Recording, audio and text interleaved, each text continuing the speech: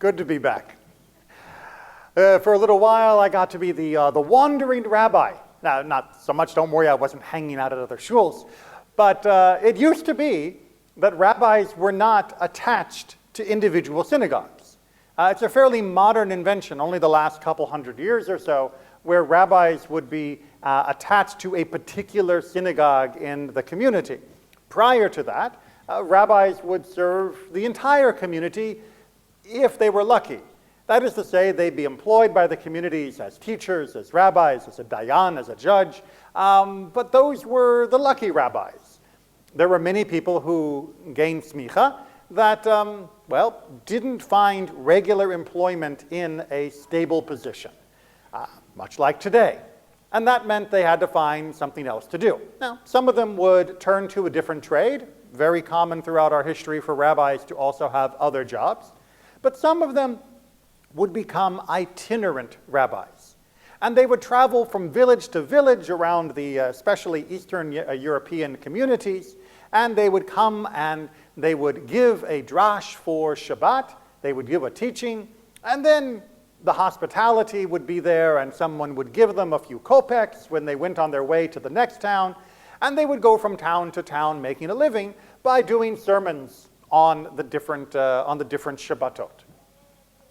Well, this is a story about one such rabbi who had a little bit of a problem, but he came up with a clever solution. The problem was he only had one good sermon. He only had one good sermon. Try as he might, when he was working out different sermons to give for Genesis or for Exodus, nothing worked. It wouldn't get him any kopecks, right? He'd go to a village, he'd give the sermon, and everyone would say, "Thank you very much, Rabbi." The exit's that way. But for Korach, for this week's Torah portion, he had a banger. He had the best sermon you had ever heard about Korach. And this sermon would completely enrapture the congregation. And he would have invitations galore to come back to their house for the afternoon meal, and he would be feted during the Havdalah service, and Sunday morning people would be giving him food and money to take with him to the next town, and they couldn't wait for him to come back. But there's a problem. Korach only happens once a year. You can't live off of one good sermon. Or can you? See, the rabbi came up with a solution, a gimmick, if you will. He would arrive at the town a little earlier than the usual traveling rabbis might, and he wouldn't tell anybody that he was the rabbi. He would just be a visitor. And while he was there a couple of days early, he would keep his ears open, and he would listen to the gossip in the town, and he would hear who had cheated who at the most recent wool merchant sale. He would hear who had taken someone else's sheep when they weren't supposed to, and they'd never given it back, even though it was obviously theirs. He would hear who was complaining about the work that had been done on their well that had not stood up to the test of time, and how that man felt cheated by the workers, and the workers would complain about how they had not been properly paid for their work. He would listen to all the arguments in the town. And then he would come and reveal himself as a traveling rabbi and say, would you mind if I gave you the sermon this Shabbat? And they'd say, well, of course, Rabbi. And he would come up to the bimah and he would say, I know today is Parashah Shemot, but after having spent a few days in your town, I have to preach on Korach instead. Because Korach is all about the strife, the arguments, the fights within a community, and I can see your town about to be torn asunder by disagreements, just as our people were almost torn apart by the fighting of Korach. And then he would launch into his sermon. And it never failed. Every town he went to, just by keeping his ears open, he could hear enough dirt and enough gossip to convincingly switch the theme to Korach for that town for that week. And so he gave Korach as his Torah sermon every single week in a different town. It's a great story about the fights within the towns. It is a completely bad story for what the message of Korach is. You see, because the rabbi, the people who applauded him, got the message of Korach wrong. Too often, when we hear about the story of Korach, the beginning of this week's Torah portion, we think that it is about people arguing with Moses, that people are debating with Moses, they're challenging Moses. Well, if that was all Korach was about, then get in line. Welcome to the club. Ever since Moses began as our leader, people have been challenging him, people have been arguing with him, people have been fighting with him. We have had arguments about water. We have arguments about leaving Egypt in the first place. We have had arguments that led to the golden calf. We have had arguments that are about meat. We've had arguments about who his wife is. We've got arguments and arguments and arguments throughout the entire Torah. Why is Korach only the one that gets people swallowed up by the ground? Why is Korach the only one where these rebels are punished in such a horrible way? It's not just because they were arguing. As anyone who knows the Jewish world will tell you, we still argue quite a lot. And no one's being swallowed up by the ground. And really, despite the rabbi's successful sermon, we shouldn't be labeling them as B'nai Korach, as being the children of Korach either, just because they have a different opinion, just because they have a different point of view. So in order to understand what Korach is actually about, rather than just putting a little money in the purse of a rabbi, we have to actually differentiate it from the other arguments. So, like I said, all the other arguments that we have seen in the Torah up to this point and that we know will continue for the next few chapters, Bamidbar in particular, this section of the Torah is full of these fights. These arguments have all been about something, right? Moses, you took us out of Egypt. Did you plan for the water? And they would deal with that topic. Moses, you took us out of Egypt. What are we supposed to eat? And they would argue and fight and deal with that particular topic. Moses has disappeared up Mount Sinai for 40 days and doesn't look like he's coming back. So they argued and dealt with it incorrectly by making a golden calf. We don't have any meat. We're sick and tired of manna. And we deal with it by stuffing them to the gills with quail. Time and time again, the arguments are about something. There is a material problem. Just like in the story, the rabbi hears people arguing about the workers didn't do the job right, the boss didn't pay us properly, he cut down my tree, took my sheep, all the types of litigations and arguments that are normal within a community. Those are similar to the arguments that we see throughout the Torah. But Korach is a different argument. Korach has a different beef with Moses. Korach doesn't think Moses should be in charge. It's not that he's upset about anything in particular. It's not that he is complaining that Moses has done something wrong. It's just Moses is in charge, and he'd rather someone else was in charge. I mean, he's not naming names, but it's pretty clear that it's himself. Korach's argument in this section of Torah is not about what is wrong with the community. It's about, why am I not in charge instead of you? Why can't I be up there? I mean, after all, and this is the line he uses to attack, do we really know that God is like speaking through Moses? Is Moses really any different than the rest of us? Couldn't any one of us be in charge? Like me? This is his underlying idea. And in fact, our tradition goes out of its way to try and fill that out a little bit, to add a little bit more color to that particular line of attack that Korach uses. Because what Korach needs is to get people on his side. He can't simply say, I should be in charge. He has to try and tear down Moses first so that people are then open to the notion of a replacement. And the Midrash gives us a very interesting thread of argumentation. He says that Korach went to Moses in public disputation and said, Moses, my teacher, I have a question for you about halakha, about Jewish law. We just learned in the Torah portions, in the section right before this one, that we are supposed to wear tzitzit, that we are supposed to wear fringes on our garments, and that among those fringes we have to have pitil techelet, we have to have a blue thread. So, if I make my entire clothing out of techelet, this is 100% made from the blue threads, do you mean to tell me I really have to add another one to the corner?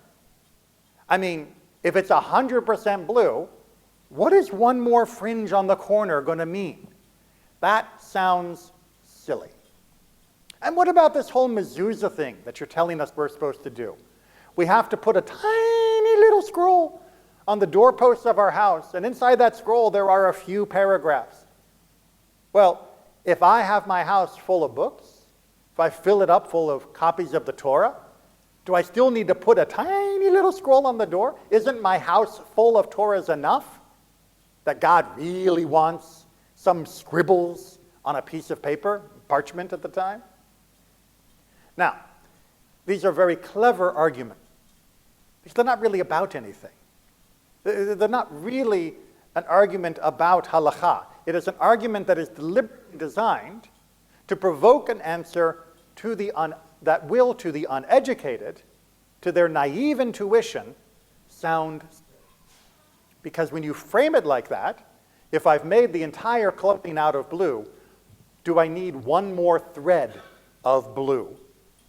If you say, yeah, you need another thread of blue, well, that sounds a little bit unnecessary. And if you say no, well, then why did you just tell us that we had to make a thread of blue? It's painting Moses into a corner. Likewise for the question about the mezuzot.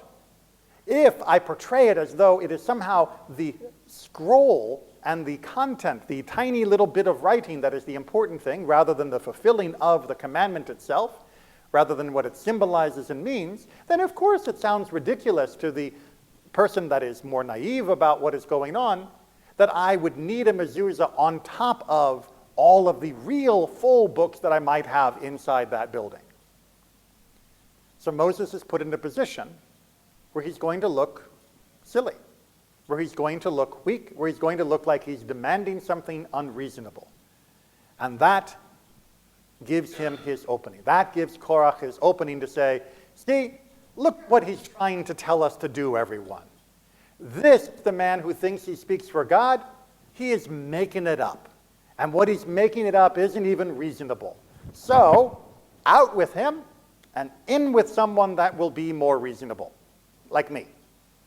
And this begins the rebellion, and so on. Now, our tradition characterizes this entire thing in a very simple way. There are disputes, what's known as a machloket, that is l'shem shamayim, that is for the sake of heaven, and there are the arguments that are not for the sake of heaven. Korach is an argument not for the sake of heaven. Korach is not trying to fix a problem. Korach is not trying to clarify how we best serve God. Korach is trying to win. And the win for him is not we fixed the problem or we've clarified how to best serve God. The win for him is my stock goes up, Moses' stock goes down. Because that's what an argument's all about in Korach's mind.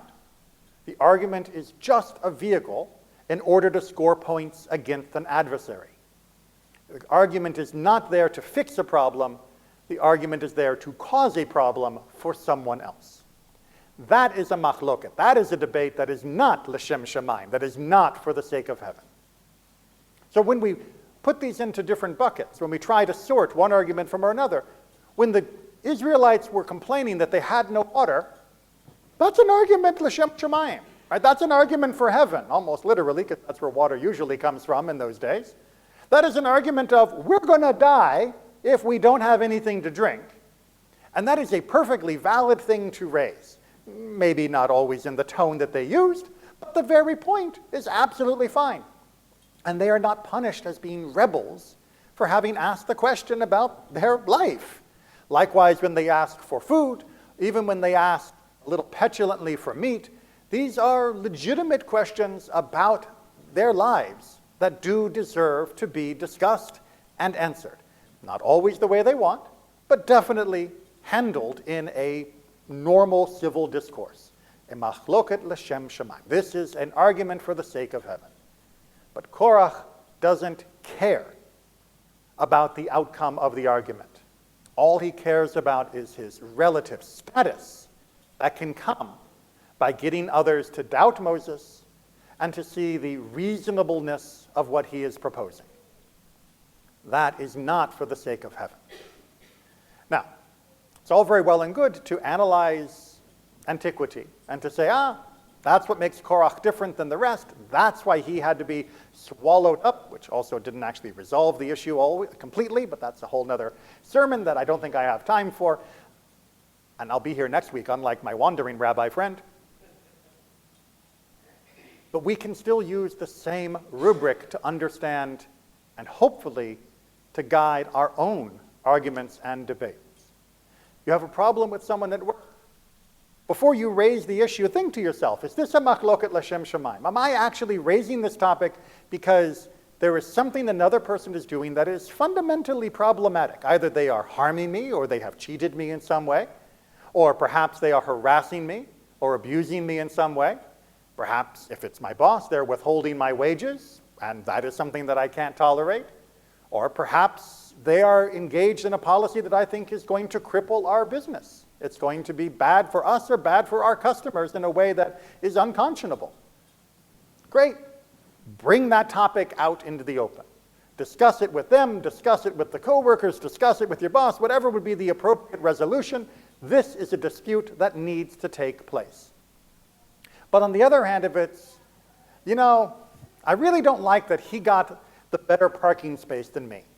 So I am going to pick apart every proposal he makes to try and make him look silly in the meetings, to try and show everyone how he doesn't deserve the status he has. It doesn't matter whether the proposals he has actually make sense, are good, or bad. Nah, I'm doing it in order to take him down. And I'm going to do it in order to make myself look better. No. That is a Korach way of thinking. Likewise, you got a dispute with your HOA. Fine. Perfectly natural. There are lots of reasons to have grief with your HOA. They seem to go out of their way to make it possible for you to have a legitimate complaint. Great. Bring that to the meeting, discuss it as needed, talk about it with your neighbors, try to mobilize people in order to change the policy, fix the issue that is actually causing harm. On the other hand, if you just don't like your neighbor, because they don't smile enough, and I'm going to make sure that I go to every meeting and point out every infraction that I think they've ever made, whether it's meaningful or not, whether it's illegitimate or not, whether it's made up or not, just in order that everyone else will learn to hate them the way I do. No. Now you're on Korach's team. Now you're simply using argumentation as a means to abuse another person. You are not trying to fix a problem. You are not trying to solve something that needs a solution. You are simply trying to climb higher by digging your cleats into their face. That is what this Torah portion tells us is so wrong.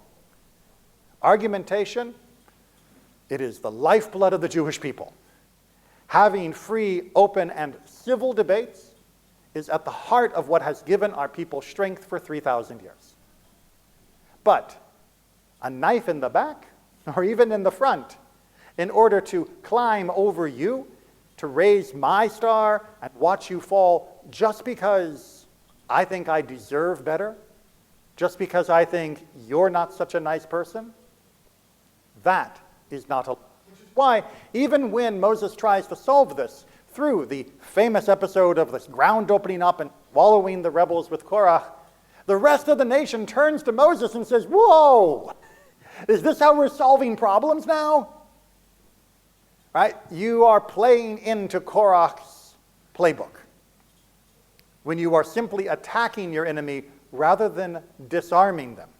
You're just playing along. That is not how a community works. And the people, usually not so astute, in this moment are right. And Moses comes up with a better solution to establish that indeed, once and for all, on this particular topic, that Moses and Aaron have a particular status and role within the community that has been set by God. Indeed, this is established through divine evidence. And that divine evidence is Aaron's staff is then set aside as one of the artifacts that are kept within the Ark of the Covenant. Because the covenant can only be kept, the bond between us and the bond between us and God can only be kept if we recognize, by thinking back to that moment of Aaron's staff, that the way we deal with these types of conflicts is by looking for a resolution, not by looking for a conquering of that opponent within my community. Were we to go down that road, well, we don't need to be hypothetical. We see it play out throughout the rest of Jewish history. Every time we turn upon each other, every time the knives are sharpened and plunged into our backs or faces, we become easy pickings for the empires around us. We are torn apart, we are scattered to the winds, we lick our wounds, we learn to love each other once again, and we rebuild. And then we make the same mistake again. So indeed, the story of Korach is, unfortunately, universally applicable. We must make sure we're learning the right lesson. Argue all you want, but before you do, think about what your goal is. If your goal is to fix a problem, if your goal is to find a solution, then by doing it civilly, you are serving the cause of heaven. If your goal is just to kick someone as hard as you can, keep your mouth shut. Shabbat Shalom.